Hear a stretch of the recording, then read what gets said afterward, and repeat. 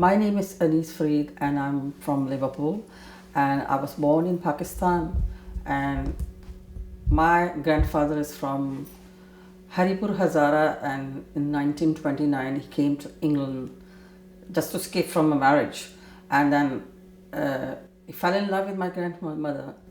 Didn't speak English, she didn't speak Urdu, I don't know. When she came to Pakistan, I asked this question, how did you fall in love? And she said, love has got no languages.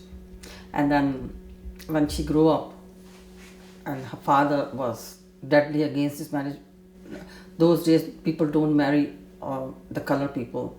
She suffered a lot, and she was a brave lady. Loved my grandfather through bits. And then my mom, she was the only one who married Pakistani. My elder auntie married an Irish soldier, and the other one married a in a black community. So my grandfather was very happy when my mom married my father. She was only 17. She went to Pakistan, and she faced a lot of criticism, racism because of the dresses and the way she speaks also. So she changed herself completely, and she's mixed with three languages together, Punjabi and Urdu. She speaks mixed together because, and then when I was a young girl, I grew up in Pakistan.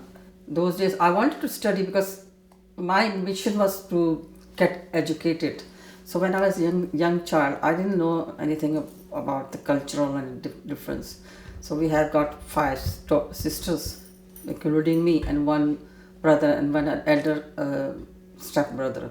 So we lived all together in the house, and then my mom used to teach me. But I know about my culture, like I know Arabic, I know how to read Quran, the praying and everything my father told me.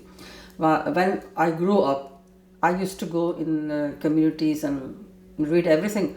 And when my sisters, because we have got mixed race, some are white, some are like, I'm not so white, my other sister completely. And when she got married, on the first day of the marriage, her mother-in-law asked her to read the Quran. That's so disgusting, because we grew up in a Muslim, people used to judge her from the two cultures. Whenever I try to speak up, oh, you don't know anything, you are from the English culture, you don't know anything about our culture.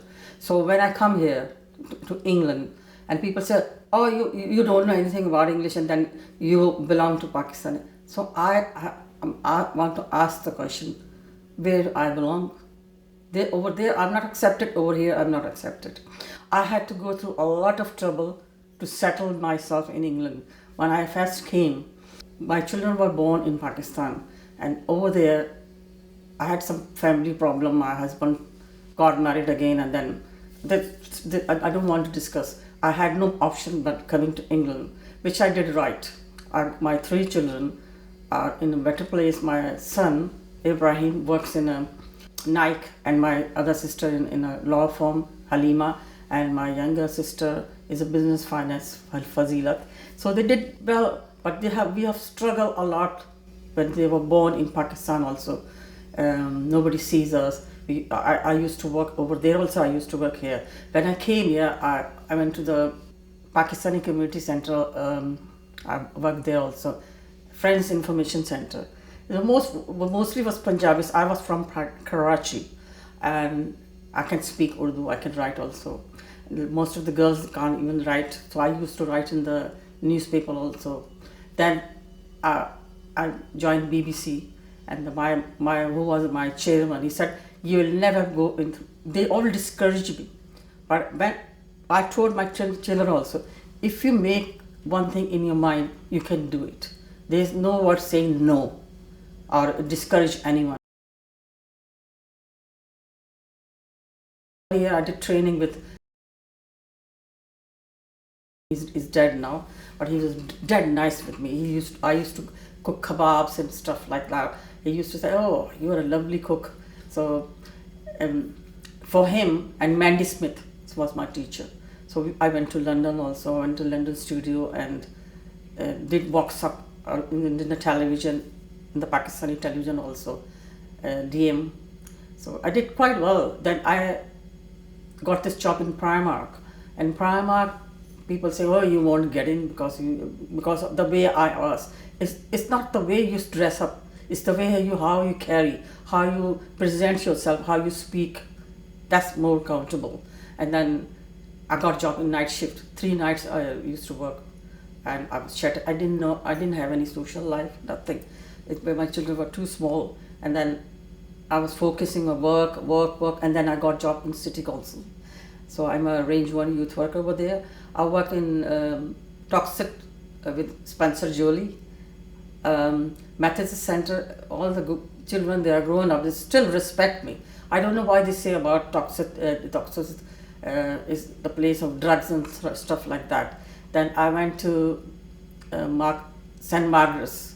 Over there I have problem with kids also. Then I went to Speak. The Speak is the place which I had problem, because they used to take cannabis, and then I had problem. They used to abuse that. I had to go to the other community center. They have transferred me, that they're not respecting. So they always tell me, are you from Toxin, or do you sell drugs or weapons? I said, no, Toxin is not like that. So I had problem with the elder kids from there. So they said, I can't use the language over here, the language which they used. Then I went to the community center in L25. That community center is really lovely. The kids, they're all English kids. Only I'm the only Asian over there, but they respect me and they play with me, and I communicate with them very well. And I had to go through a lot of, I have to study again here. And one of my friends said, why you have so many certificates? Are you going to make a necklace of this? I said, no, this will put me in a better place. So if you see my CV, I can do job anywhere. My mom always said, master of everything, master of none. That's what the example she gives. And going back to my father told me, whenever we have 14 August, he used to wake her up and say, respect this flag, because Pakistan was made in a very difficult time when there was a British regime. Lord Mountbatten was the partition, and my father had a dinner with him also. So he was telling me, the girls used to be raped, and the pregnant woman was cut, and this, that, whatever was there, Pakistan was made. So you should respect these countries. That's what my father told me. Now I have come to England. If they ask me, where are you from? I always say I'm from England, because this is my country now. I should respect the everything of England. And half of my family is from British and black community and Indian also. So I call my family a multi-international family. So got everybody in here, and we respect each other, and I respect all the religion. We are no right to say bad about anyone. Spread love. That's my logo is. Give respect, get respect. That's the logo of in England. So if the people who criticize, if you criticize anybody, see yourself, see your color inside, what you are, what you have done in life. So people have no right to criticize to anyone. You can give your opinion. Opinion is a very good thing to do. I don't believe in violence, fighting. I believe in table talk. Sit together and you can discuss, because if I'm retired, I have got loads of things to say, and I will have my own YouTube channel. So that's the thing which is for my future, because I learned a lot from English culture, black community, Somali community. They all are my friends. Whenever I go out, everybody says hi to me. I said, how do you know? Because I worked in the community a lot, different communities. And a lot of the communities, they spread love. They don't spread hatred. So I work for the WISC, also Women's Community Center. That was my major breakthrough. So they used to go in the community, talk about different type of sickness, heart disease, diabetes. So they speak English. I used to do translation. I did 4 years translation in hospitals, dentists, and all over the world. So my coming here, bringing my children over here, made me feel I'm proud to be English. I'm proud to be Pakistan. I'm proud lady. I bought my children, and they are in a good position, and then they know who they are. That is the thing. You should know who you are and what you want in life.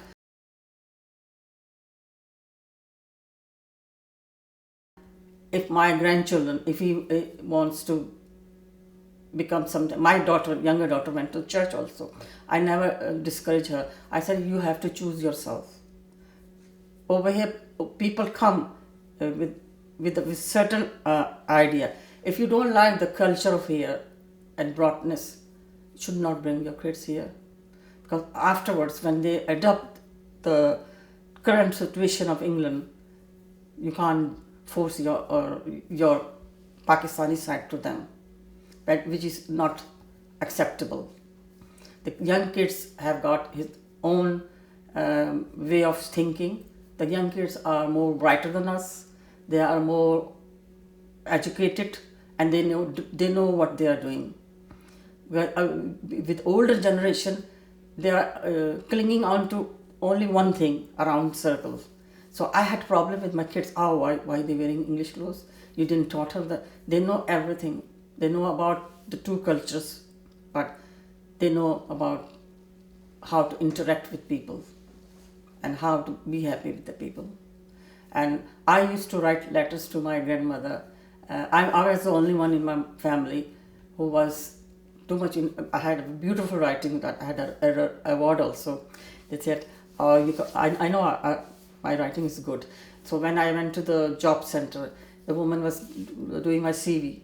I told her the spelling. She said, we are very bad at spelling because we are always in the computer doing correction all the time.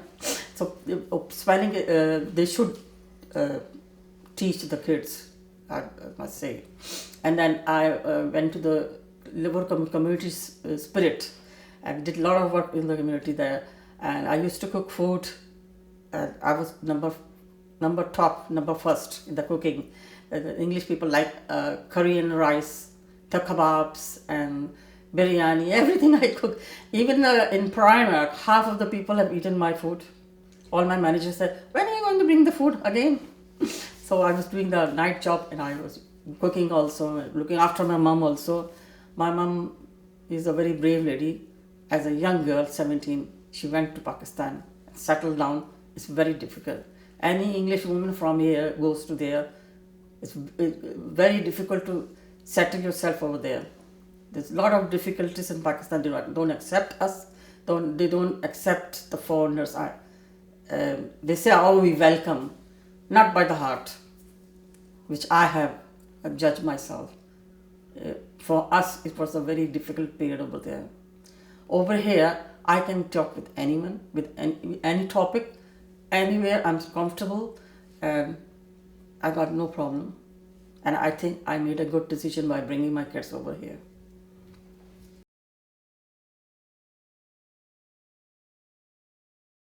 So when I came to England, it was 2003, and then it was very cold. My mom tried to bring the coats for the kids. They were stuck back.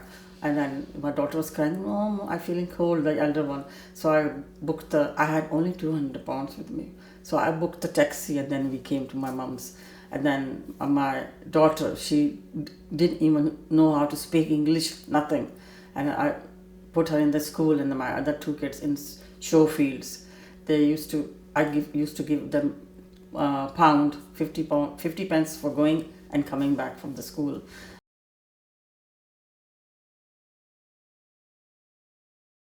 I did struggle at the beginning, and I joined Pakistani Friends Community Center and Pakistani Center. Both the places I used to work. I used to clean the pans and the floor because I didn't get the job that time, and that time was really hard. And my kids really struggled so much, especially the little one. And then when she went to the school, she didn't know how to go to the toilet, how to ask the teacher. And then eventually the teacher understood she wanted to go. And then I gradually, my kids um, uh, came into everything, like adapt all the things which are relevant for them. And then when I went to Primark, I went towards BBC, and then the good job is my uh, city council job. So that job is really, I adore that job.